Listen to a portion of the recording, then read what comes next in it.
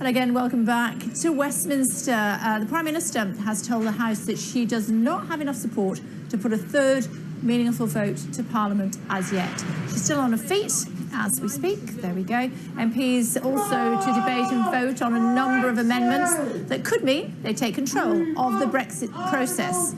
So let's bring in Sonia Sodha, who is the chief leader writer at The Observer, and Tom Harwood from Guido Fawkes. Hello to you both. He does that a bit and then he goes away again. It's fine. We'll be able to hear each other in just a second or two. She has until the end of the week to get a third meaningful vote through. The way things are looking, likelihood? She's pretty much said it herself, but she doesn't have the support she needs this week. It doesn't look like the DUP are going to come on board.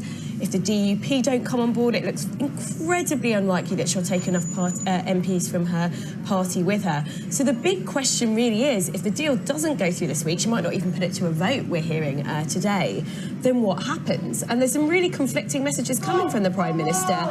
She seems to have ruled out no deal. She says, you know, that won't happen because Parliament said that it shouldn't. But really the only way of ensuring that no deal doesn't happen is either the deal going through or asking for a long extension or perhaps even revoking Article 50. But she's also said, you know, she's going to leave it to Parliament perhaps to see if they can come up with an alternative plan. But if that alternative plan isn't consistent with what's in party manifestos, she might just ignore it, which I think would actually land us in a bit of a constitutional crisis. If Parliament were to get behind something like customs union membership and then Theresa May says, sorry guys, I'm just not doing that, wasn't in the Conservative Party manifesto, you've got Parliament telling the Prime Minister to do something and the Prime Minister refusing to do it, I think that does take us into constitutional crisis territory. We're already in constitutional crisis territory. It's an utterly miserable situation for everyone involved, and I do not envy for a second the decision that Brexiteer MPs have to make. It seems like they're absolutely up against a barrel, and in many ways the only way to get even a scintilla of a clean Brexit might be to pass Theresa May's horrible deal. And what we've seen is that over the last few weeks, a few more Brexiteers are inching towards that place. Actually, Ian Duncan Smith over the weekend, one of the people who's been most ardent in terms of his opposition to her deal, signalled that if this is the only way to get Brexit through, this might be what he would be considering to vote for. But ultimately, there are no good choices here. MPs are up against the barrel from all sides. But one thing that I would note is that the Labour opposition to the deal is quite perplexing, really. The reason why Brexiteers oppose Theresa May's deal is that it contains a potentially permanent customs union within the backstop. It has quite a close relationship to the single market. Those are the two things that Labour say they want to achieve in their deal. They're sitting there in Theresa May's deal, yet the Labour Party is opposing it for no reason that I could work out. I mean, it is an argument. It's a school of thought that train of thought that you know, it is the best deal that we can get. But because it's Theresa May, because it's a Conservative leader's deal, the Labour Party are not supporting it. Well, what Labour has said, I think, is that they're unhappy with the political declaration, which is the statement that sets out the future relationship between the UK and the European Union. And what the Labour Party want to go in there would be something that talks about a much softer, closer relationship between the EU and the UK. Now, Theresa May apparently made an offer to Jeremy Corbyn today. She said, well, why don't we separate the withdrawal agreement and the political declaration? And perhaps let's just all get behind the withdrawal agreement. But that was a trap for Labour, and I think Jeremy Corbyn was right to resist that, because the whole point is you can't really vote for the withdrawal agreement by itself without... You know, I think it's terrible that we don't know what's coming next. A political declaration at least creates a bit of mood music about what's coming next. But if Labour were to just back the withdrawal agreement and then there were a change of Prime Minister, and who knows, could be Jacob Rees-Mogg, could be Boris Johnson, could be a really hard Brexiteer, potentially, then actually Labour've got no way of holding the next Prime Minister to any promises about what might come next. So I think it was very sensible of Labour to be opposing this deal. Well, the political declaration is totally non-binding. You're right, it does set the mood music. It's very concerning mood music for Brexiteers. It has a line in it about creating, building on a single customs territory. That sounds a lot to a lot of Brexiteers like a customs union, something that the Brexiteers oppose and the Labour Party supports.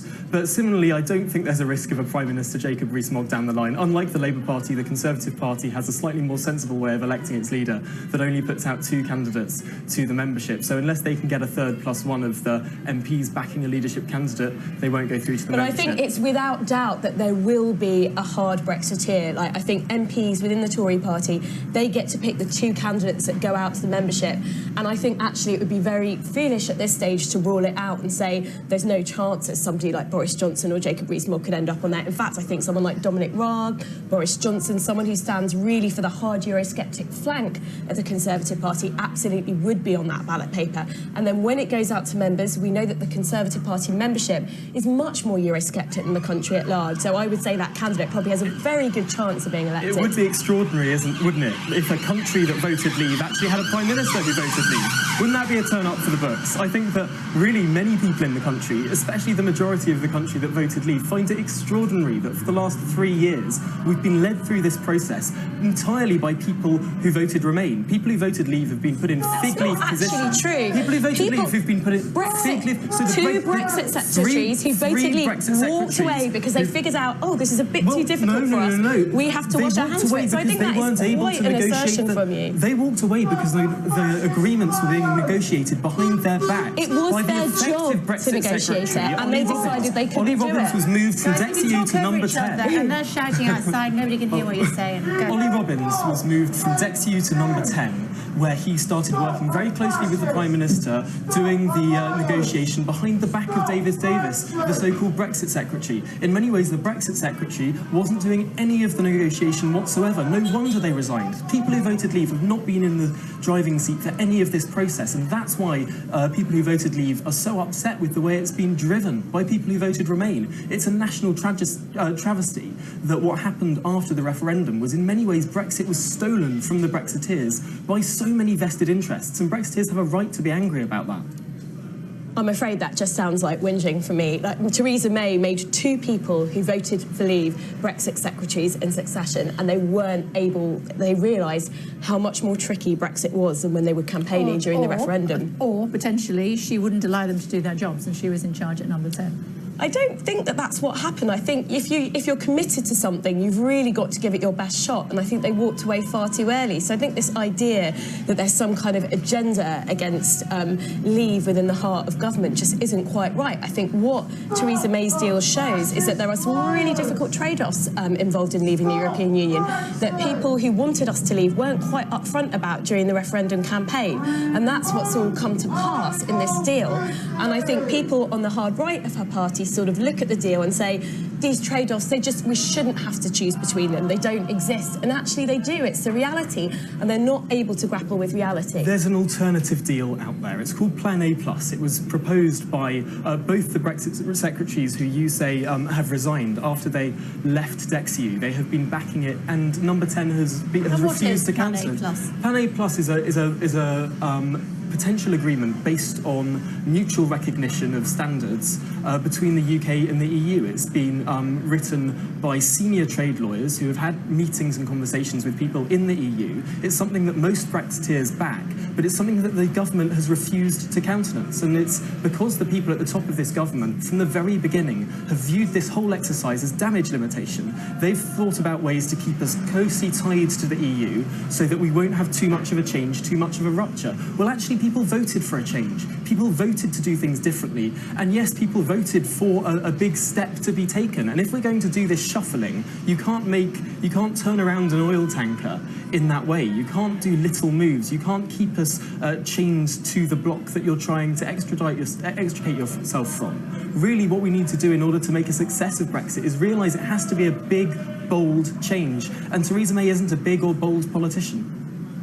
I mean, there wasn't a particular form of leave on the ballot paper in the referendum. People didn't vote, for example, to leave the customs union. There was a narrow majority in favour of leaving the EU. Actually, a soft Brexit entirely respects the mandate of that referendum. And I think Tom is making a huge number of assumptions about why people went to vote and put their cross where they did. And actually, I think we'd do a lot better in this country to talk to people to find out why they voted leave. For example, I think if we were to leave the European European Union under the terms of the withdrawal agreement. It shouldn't be up to the next Prime Minister to determine the future of the relationship. We should have a citizens' assembly where normal people come together and they can really talk about what they want to see. And I think Tom would be quite surprised, because there was a citizens' assembly back in 2017 on Brexit.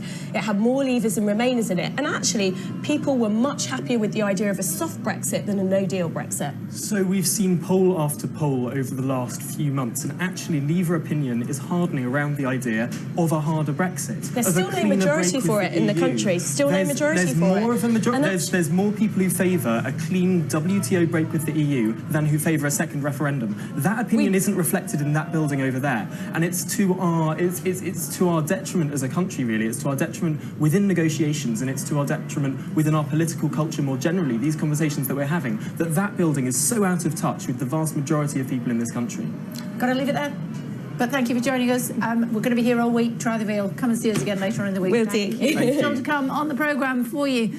More turmoil for the Prime Minister as MPs try to take control of the Brexit process. That to come on Sky News. Stay tuned. It is not to come back before the House. I believe it is vitally important that this House has the opportunity to consider across parties what it can